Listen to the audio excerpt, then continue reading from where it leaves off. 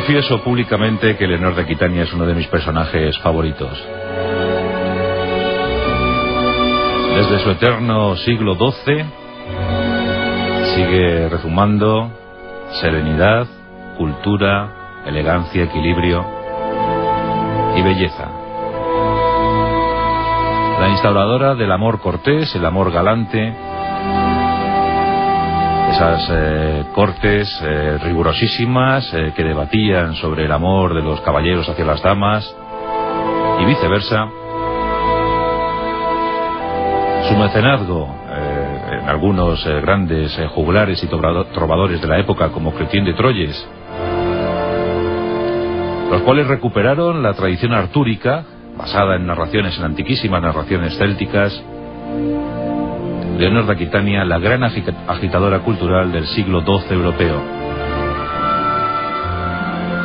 Una mujer de carácter, una mujer de corazón indomable, que le tocó vivir uno de los capítulos más apasionantes y enigmáticos de toda la historia. Fue sin duda la fémina más poderosa de Europa. A los 15 años quedó viuda. Y digo así, quedó viuda porque le tocó casarse con el heredero al trono francés, Luis VII, que era un hombre muy piadoso, muy recatado, muy religioso, y dicen que quedó viuda nada más casarse. Porque aquello no iba hacia buen puerto, eran personalidades antagonistas.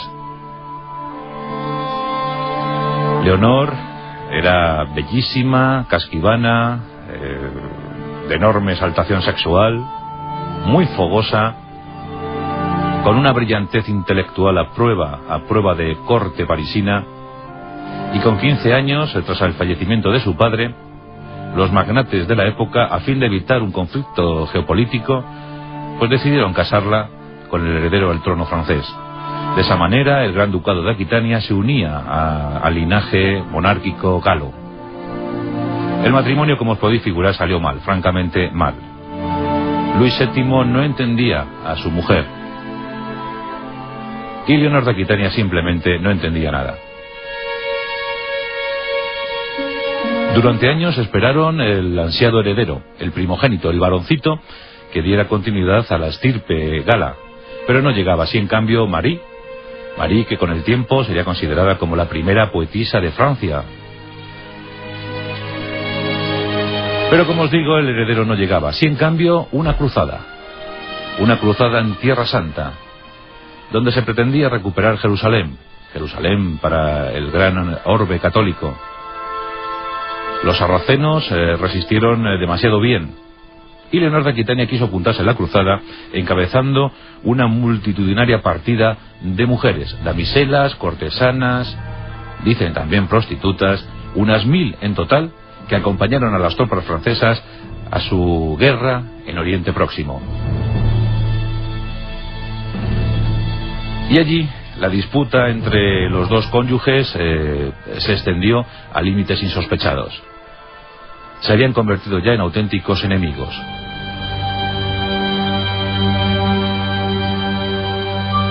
Dicen que Leonor llegó a Oriente Próximo dispuesta a ayudar a las tropas francesas y dispuesta a relacionarse profundamente con su tío Raimundo de Tolosa, príncipe de Antioquía. Se dieron tales abrazos, tales besos, tales muestras de cariño, que Luis VII comenzó a recelar. Las discusiones fueron increciendo, y ya en una ocasión se llegó a los malos tratos. El rey Luis, el piadoso rey Luis, propinó una paliza tremenda a su mujer Leonor de Aquitania en un recinto palatino. Dicen incluso que la arrastró de los pelos por todas las estancias hasta sacarla a la calle. Leonor no pudo soportar esto y, harta de tantos malos tratos, se fue de Tierra Santa, pero no a Francia, no a su ducado de Aquitania, sino al Vaticano, al mismísimo Vaticano. Allí el sumo pontífice Eugenio III trató de convencerla sobre su petición, su insólita petición, y es que Leonor estaba solicitando al Papa nada más y nada menos que el divorcio de su marido. Esto no se podía consentir, era la reina de Francia. Y más o menos el Papa consiguió calmar a la impetuosa, a la fogosa sureña. No obstante, no pasaron muchos años, y aunque nació una segunda niña, el propio rey Luis fue el que encaminó sus pasos hacia el Vaticano para solicitar la disolución del vínculo matrimonial. Terminaba así una historia desoladora. Dos enemigos separaban sus caminos definitivamente, pero Leonor de Aquitania, poderosa como era, seguiría dando mucha guerra. Y es que se había fijado en un jovencito. Ella, cuando consiguió el divorcio del rey de Francia, tenía unos 29 años, y se había fijado en un jovencito inglés, Enrique de Plantagenet, que tenía tan solo 18. Enrique era muy guapo, era un muchacho rubicundo, era pues, de pelo más o menos pelirrojo, pecosillo, se le veía buen mocetón, presuntamente ardiente en la cama, en las lides amatorias, y Leonor, ni corta ni perezosa, envió una epístola, una carta llena de pasión, llena de amor. Recordemos que en aquella etapa, pues mantener relaciones amorosas con alguien tan joven, 10 años menor que ella, pues era una cosa muy mal vista. Pero Leonor sabía que su futuro estaba más allá de las aguas del Canal de la Mancha, y contrajo relaciones con Enrique, el futuro Enrique II de Inglaterra. Nada más verse, se amaron.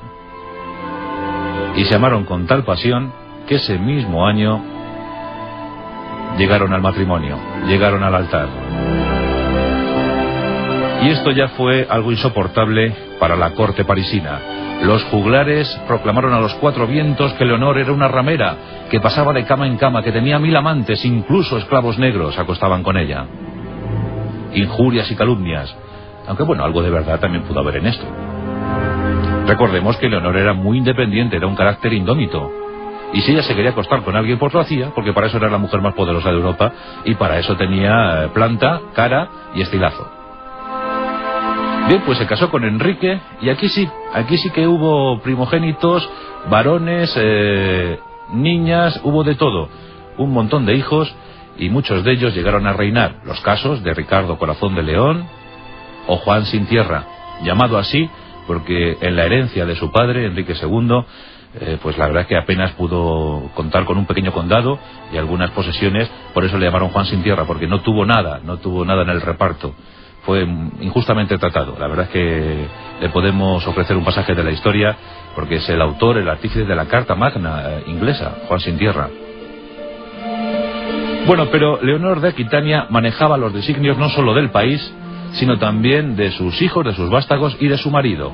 Y Enrique II se fue hartando. A lo largo de los años empezó a entender que su mujer se metía demasiado en las cuestiones políticas del reino. Y era un reino todopoderoso, con inmensos territorios a un lado y a otro del Canal de la Mancha. Finalmente Enrique II se deshizo de Leonor, le envió a un gozoso exilio en sus territorios de Aquitania, donde, como antes decíamos, levantó toda la corte del amor. El amor cortés, unos protocolos exquisitos elaborados en compañía de su hija Marguerite de Champagne. Miles de caballeros fueron a dirimir sus cuitas amorosas a esa corte. Fue un momento único para la cultura europea, un renacimiento con letras mayúsculas.